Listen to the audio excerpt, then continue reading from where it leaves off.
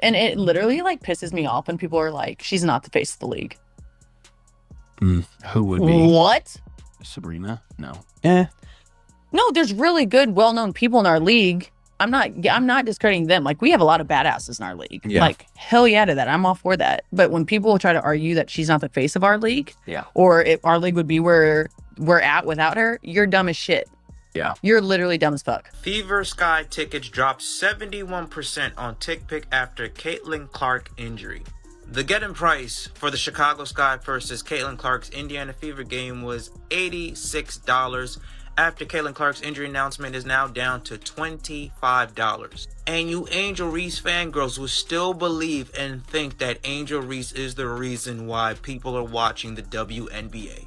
Since y'all want to make it about race, this white girl over here is the reason why fans are tuning in to watch the WNBA. What happens when a league that's desperate for respect decides its biggest threat isn't bad officiating, isn't reckless play on the court, but a player daring to say the quiet part out loud? That's the storm Sophie Cunningham walked into. And the fallout? It's turning into one of the most revealing battles in modern sports. To make matters worse, and this is something I have definitely noticed in the last 3 or 4 weeks, especially since the All-Star game, the WNBA seems to be struggling to maintain interest. Because it exposes a league that seems more committed to silencing voices than fixing problems that everyone can see with their own eyes.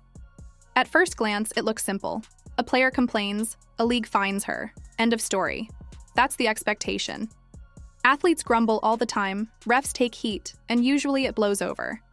But the reality in Sophie's case is WNBA television ratings down more than 50%. We should probably do a study on that. I'm not sure why that would be. Wait, since Caitlin Clark's injury. so much bigger and so much darker than anyone anticipated. Because the punishment didn't kill the story. It ignited it. It ripped open a conversation the WNBA has spent years trying to bury under polished marketing and scripted interviews. Let's rewind to the moment it all started. Picture Sophie Cunningham scrolling. Just imagine my surprise when Uncle Casey found out that the WNBA is struggling to maintain their ratings without Caitlin Clark. TikTok after another frustrating game. Calls missed left and right, dangerous hits ignored, and a league that acts like it doesn't notice. Instead of keeping her frustration bottled up, she does what millions of fans do every single day. She posts. But the WNBA All-Star Game ratings have come out, and all I could think of right off the bat was 4 little letters. F-A-F-O. F around and find out. You bleep around and find out what this league looks like without Caitlin Clark being involved in your biggest events. Unlike your average fan ranting into the void, Sophie's words carried weight. She didn't dress them up or soften the blow. She called the officials exactly what she thought they were. Useless. 6 letters, 1 word, and suddenly she wasn't just a player venting online. She was a target. Within hours, the WNBA came. Down with a fine, $500 for 1 word. Now here's the twist. Most players would have backed down at that point. Issue a lukewarm apology, play the PR game, and move on. But Sophie didn't retreat. She went on her podcast and did the one thing the WNBA hoped she wouldn't. She doubled down. Not only defending her comments, but revealing what the league desperately wanted to keep in the shadows, that players across the board have been fed up with officiating for years. The frustration wasn't unique to her. She just had the courage to say it out loud. The league's response? Brutal. Another fine. This time, $1,500 more, bringing her tab to $2,000. But instead of shutting her up, the punishment elevated her. Suddenly, Sophie wasn't just a player with a complaint. She was a martyr. Social media lit up. Hashtags exploded. Fans who had been biting their tongues finally had a rallying point. And that's where expectation and reality split wide open. The league expected silence. Reality gave them a movement. Here's the second layer of the story, and it's even more damning. Fans couldn't help but notice the hypocrisy.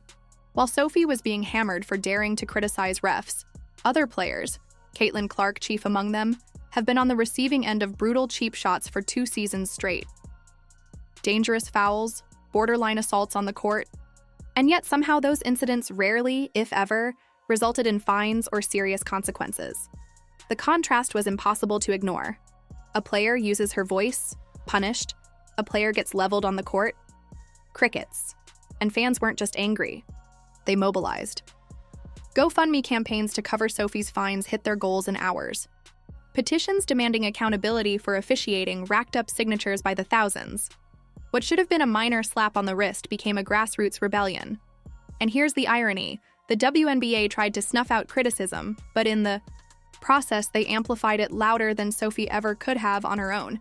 That's the Streisand effect in full swing. Try to hide something, and you shine a spotlight on it instead. To see how unusual this is, you only need to look across the fence at the NBA. Players like Draymond Green built their reputations on speaking out. Charles Barkley became a cultural icon not just because he was great, but because he was unfiltered, unafraid to call things as he saw them. And fans loved it. Outspoken honesty isn't punished there. It's celebrated as part of the game's identity. But in the WNBA, Sophie dared to criticize refs, and a league official literally pulled her aside in front of her teammates to warn her. They're going to fine you again. Not just a warning, a threat. Think about what that does to a culture. Instead of open dialogue, you get silence. Instead of accountability, you get fear. Instead of trust, you get suspicion. And that's the loop Sophie's story drags into the light. Poor officiating doesn't just ruin a game. It rots the foundation of a league. Fans leave the arena asking if the contest was even fair. Players walk off the court bottling up resentment. Trust, the most valuable currency in sports, starts evaporating. And once it's gone, no amount of marketing slogans can buy it back. But here's where it gets cinematic. Imagine Caitlin Clark, the league's brightest star, taking cheap shot after cheap shot. Marina Mabrey blindsides her. DJ Carrington nearly takes out her eye. Plays that would spark ejections and suspensions in the NBA go largely unpunished. Meanwhile, Sophie calls refs useless, and suddenly the league becomes obsessed with discipline. It's like watching someone ignore a house fire while screaming at a neighbor for leaving their recycling bin out. The priorities are so upside down, it feels surreal, and fans notice. That's why this isn't just Sophie's battle anymore. It's about the soul of the league. Are you a league that values honesty, toughness, and accountability? Or are you a league that values silence, obedience, and control? Right now, the WNBA is answering that question with fines and intimidation, and fans don't like the answer. Even worse, this all unfolded at the exact moment national media began raising bigger questions.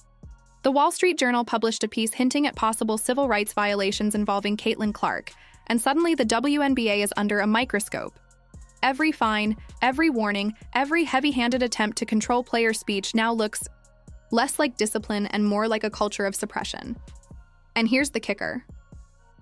Sophie's words weren't disrespectful. She wasn't hurling insults at individuals. She acknowledged the job is hard. She even gave credit to the refs who get it right. Her only crime was honesty. And the WNBA's overreaction made her honesty go viral. They turned her into a symbol. Into the rallying cry for fans who are sick of being treated like they don't see what's happening right in front of them. This is the expectation versus reality gap in its purest form. Expectation. A fine silences the problem. Reality. The fine magnifies the problem 100 times bigger. Expectation. Control the narrative. Reality. Lose control of the narrative completely. So now the league faces a choice. Double down again, or finally listen. Because Sophie Cunningham may have started this battle with a single TikTok post, but the movement it unleashed is bigger than her, bigger than one player, bigger even than officiating itself. It's about whether the WNBA wants to grow into a league where fans and players feel heard, or whether it wants to stay trapped in a cycle where dissent is punished and problems fester until they explode. And make no mistake, the basketball world is watching. The next move the WNBA makes will decide whether this is remembered as the start of real change or just another tragic example of a league that chose control over growth. Because the truth is, Sophie didn't just complain. She cracked open the door to a conversation the WNBA has been terrified of having. And once that door is open, you can't close it again. So here's the question. Will the league finally fix the fire in its house, or keep obsessing over coasters while the walls burn down? And if you're still here, still listening, then you're part of this story too. Because every signature, every hashtag, every voice that refuses to be silenced adds weight to the movement Sophie accidentally started. The WNBA can fine a player, but it can't find the truth. And the truth is already out there, louder than ever. Now let me leave you with this. What happens next depends on how much people care. Because sports don't change because of press releases. They change because players speak up and fans refuse to shut up. If you've ever wanted to see women's basketball treated with the same respect as men's, then don't just watch this unfold.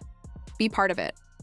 Because whether the league listens or not, the conversation has already begun, and Sophie Cunningham made sure it's one they can't ignore.